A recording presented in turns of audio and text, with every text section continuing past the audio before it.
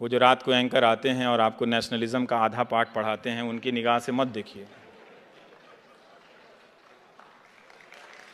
वो आपको इस देश की हकीकत से काट कर ले जा रहे हैं, एक ऐसे देश की दुनिया में जो है ही नहीं। हमारा मुल्क सबसे खूबसूरत मुल्कों में से एक है।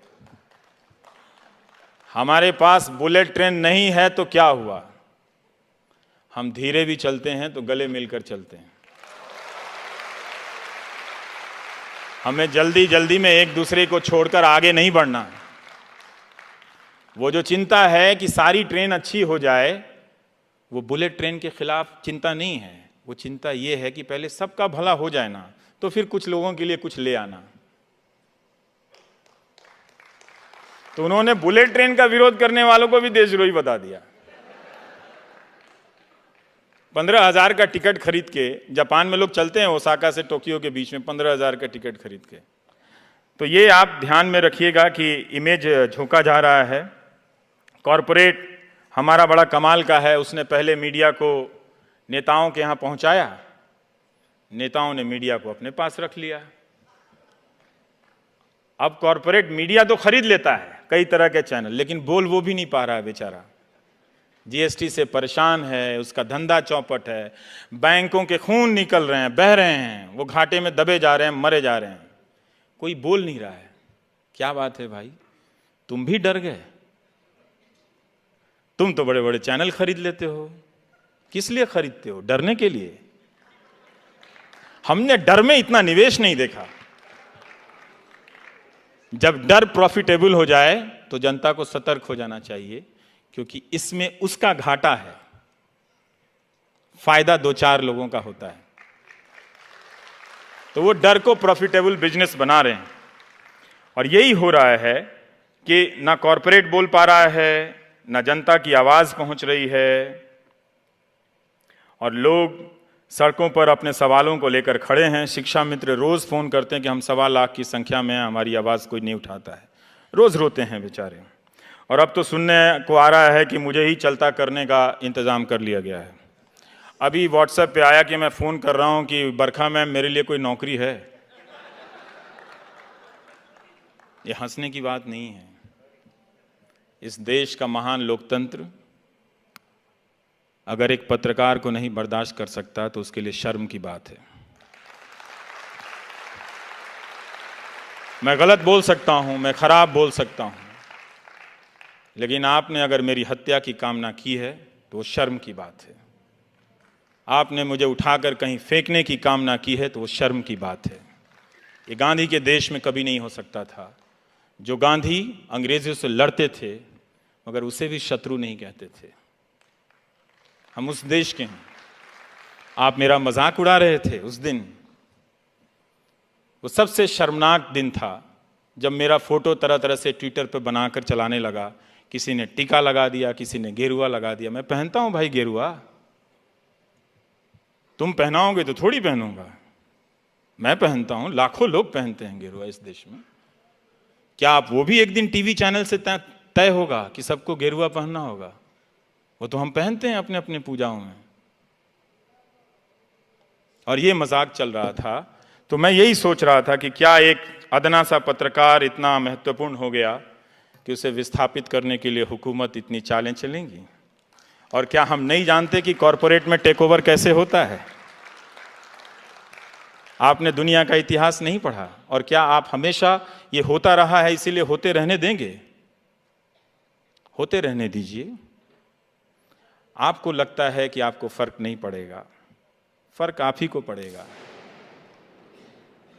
फर्क आप ही को पड़ेगा जब आपकी आवाज पहुंचने के हर रास्ते बंद कर दिए जाएंगे। जवाहरलाल नेहरू ने अमृत बाजार पत्रिका के संपादक को लिखा था कि अखबार आलोचना नहीं करेंगे तो कौन करेगा। मैं यहाँ इस हॉल में आ रहा था तो किसी ने उसका टेक्स्ट मुझे व्हाट्सएप किया था कि अखबार अगर आलोचना नहीं करेंगे तो सरकार की आलोचना कौन करेगा। सरकार की आलोचना करने पे बधाई मिलनी चाहिए। ये इसलिए महत्वपूर्ण है क्योंकि बाकी लोग नहीं करते हैं। 99% मीडिया एक गोदी मीडिया बन गया है। अब रोना रो रहा है कि जो 1% है वो भी गोदी मीडिया है। कमाल है साहब, कमाल है। सारा मीडिया खरीद के जेब में रख लो और दिन भर प्रोपेगेंडा, हिंदू मुस्लिम एजेंडा चलाते रहो और कहो कि गोदी मीडिया दूसरी तरफ भी है।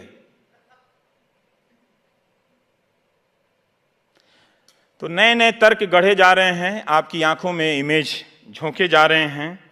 मैं उम्मीद कर सकता हूं कि मेरा समय ख़त्म हो रहा होगा, लेकिन दो चार बातें यही है कि लोकतंत्र की लड़ाई को आप आउटसोर्स मत कीजिए, हवन भजन मत कीजिए, गांधी की तरह सत्य के रास्ते पे चलिए, क्योंकि हमारे देश में सच बोलने का इकोसिस्टम नहीं है। इसे हमें स्वीकार कर लेना चाहिए और इस इकोसिस्टम को हमने नहीं बनने दिया है।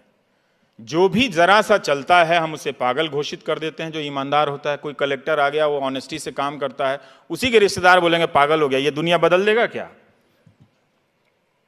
अब तक आप झूठ के साथ खड़े रहे हैं, कुछ साल तक सच के साथ खड़े होने का प्रयास तो कीजिए, हो जाएगा।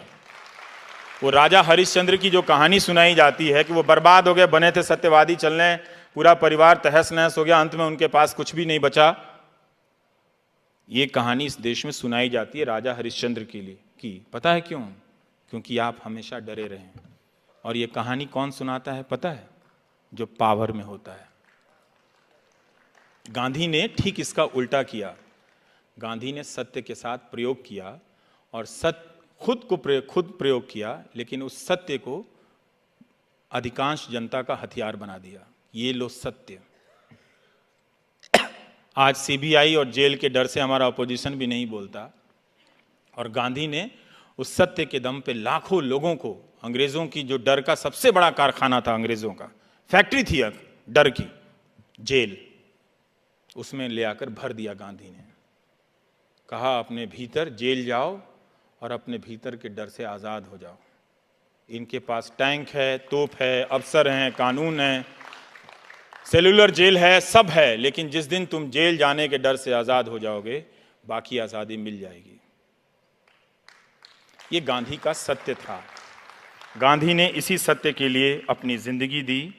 वो कहते थे कि सत्य की खोज में क्रोध, स्वार्थ, घृणा आदि विकार स्वभावतः छूटते जाते हैं, अन्यथा सत्य की प्राप्ति असंभव ही हो जाए। सत्य की खोज में सफलता प्राप्त होने पर मनुष्य में प्रेम और घृणा, सुख और दुख आदि के द्वंद्वों से पूर्णतः मुक्त हो जाता है मनुष्य। और वो अपना पैमाना गांधी बनाते रहते हैं। आप देखेंगे कि गांधी अंतिम तक प्रयोग कर रहे हैं। वो हारते हैं। वो अपनी अहिंसा, जब भारत आज़ाद होता है तो जिस अहिंसा को लेकर वो 30 साल तक प्रयोग करते हैं, वो बिखर जाती है। एक किताब है सुधीर चंद्र की, गांधी एक असंभव संभावना। आप पढ़िएगा कि गांधी आखिरी वक्त में फिर अकेले खुद को जुटाते हैं। वो चाहते थे 125 साल जीना, लेकिन बाद में उनके जीने की इच्छा समाप्त होने लगती है और वो नोआखली चल देते हैं। तो जैसे आज ट्रोल होता है, वैसे ही तब होता था कि बापू आप पहले बिहार क्यों नहीं जाते हैं, बापू आप कलकत्ता में क्यों नहीं रुकते, आप हिंदुओं के यहाँ क्यों नहीं रुकते, आप मुसलमानों के यहाँ क्यों नहीं रुकते। तो दोनों तरफ के जो सांप्रदायिक लोग थे वो गांधी जी का ट्रोल करते हैं। लेकिन गांधी क्या करते हैं उस ट्रोल के बाद? कई बार हम लोग ट्रोल से डर जाते हैं, तो मैं बताना चाहता हूँ कि गांधी क्या करते हैं। गांधी उस वक्त एक बात बताते हैं कि हिंदू मुसलमान दोनों हैवान बने हुए हैं, क्या इसमें से निकलने का कोई रास्ता नहीं है?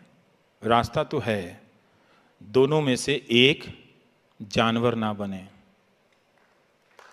जो निखिल डे कह रहे थे, आखिरी बात जो उनकी थी, उस बात को समझिए, दोनों में से एक जानवर ना बने।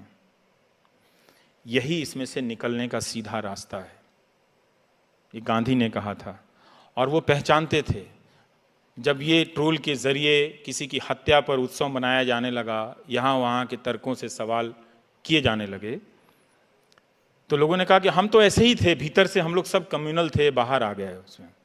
तो बाहर कम्युनल आए तो ख़राब लगे, तो उसमें नेशनलिज्म थोड़ा सा ऊपर से डाल दो, उसमें मलाई। तब भी गांधी जी कहते हैं कि जो बहुत हिंसा होने लगती है, कि हम लाचारी से अहिंसक बने हुए थे, मगर हमारे दिल में तो हिंसा भरी हुई थी। अब जब अंग्रेज़ यहाँ से हट रहे हैं तो हम उस हिंसा को आपस में लड़कर खर्च कर रहे हैं। हम आज भी उस हिंसा को आपस में लड़कर खर्च कर रहे हैं।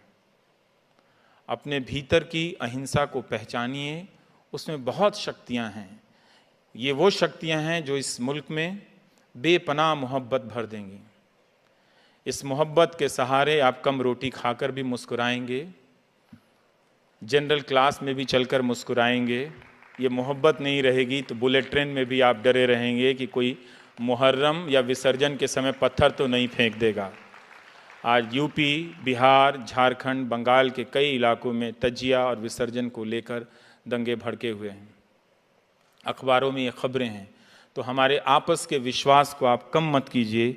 मीडिया जो हिंदू मुसलमान कर रहा है उसका एक ख़ास मकसद है।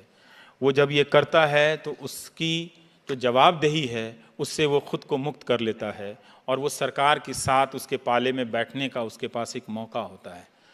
जब आज़ादी के समय में भी जो हमारे अखबार थे वो यही कर रहे थे। तो गांधी जी ने लिखा था कि क्यों नहीं आती हमारे अखबारों में ये चीज़ें इतनी गहरी चली गई हैं कि अपने पराये की सांप्रदायिक भावना, सांप्रदायिक अलगाव, जिसे विभाजन के बाद राष्ट्रवाद ने पैना कर दिया कि हमारे अखबार हमारी अपनी करतूतें नहीं छापेंगे। हम अपनी करतूतें नहीं छापते, अपनी हिंसा को नहीं पहचानते, दूसरे की हिंसा को पहचान रहे हैं और ये सब झूठ के आधार पर हो रहा है। तो आप इन सब चीज़ों को समझेंगे। हम जिस मीडियम से आते हैं उस मीडियम में घुन लग गया है, तरह तरह के तर्क ढूंढ रहे हैं, उससे कोई फ़ायदा नहीं है।